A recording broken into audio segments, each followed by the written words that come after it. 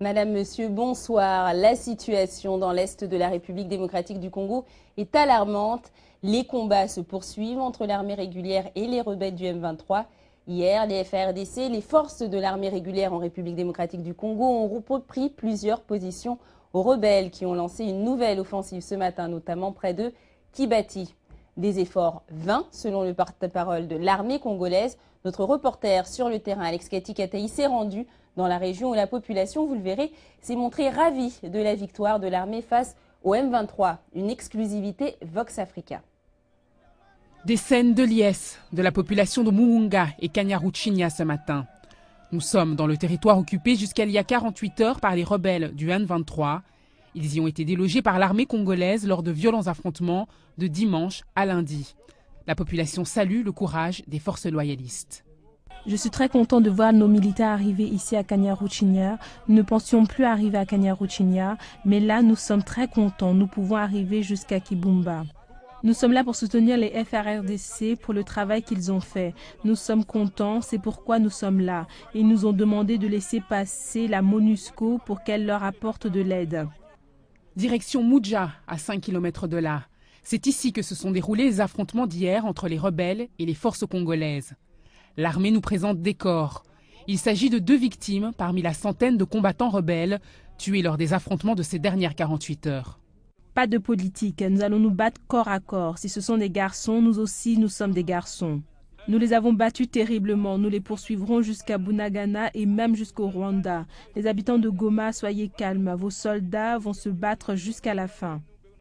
C'est une première victoire de l'armée congolaise sur les forces rebelles depuis la prise de Goma par le M23 il y a plus de 8 mois.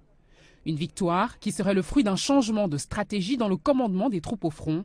C'est ce que précise le porte-parole de l'armée congolaise.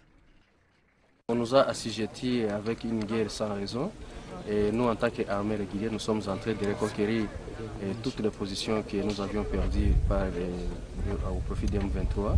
À tout prix, sauvegarder et nous devons nous rassurer que nous avons l'intégrité territoriale. Lorsqu'on essuie un échec, on essaie de faire la rétrospective, de corriger les erreurs du passé afin de construire un avenir meilleur. Le déploiement des troupes se poursuit avec pour objectif la reconquête du reste du territoire.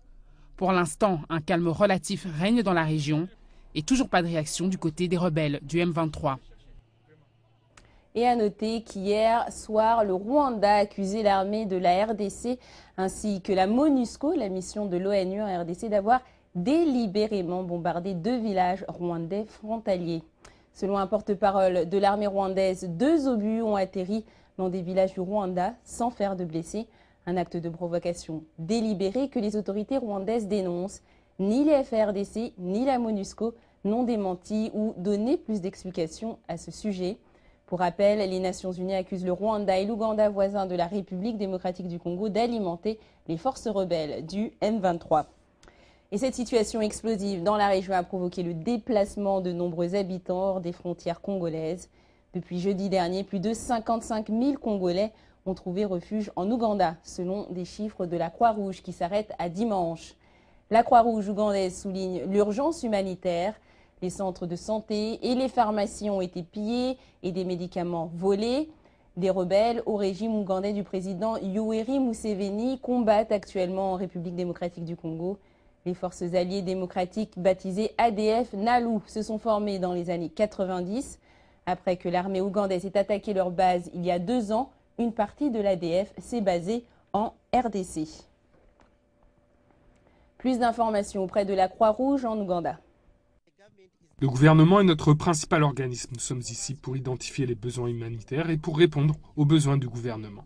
Nous sommes là pour les soutenir. Et bien sûr, depuis 3 jours, il y a urgence. Dans un premier temps, nous avons identifié les premiers besoins. Ensuite, il a fallu déterminer l'identité de ces personnes. On cherche de l'argent, mais il n'y en a pas. Nous souffrons beaucoup. Et personne n'a pitié de nous. Nos femmes, nos enfants, nos grands-parents, nous souffrons tous. Nos femmes font des fausses couches. Nous ne sommes pas en paix.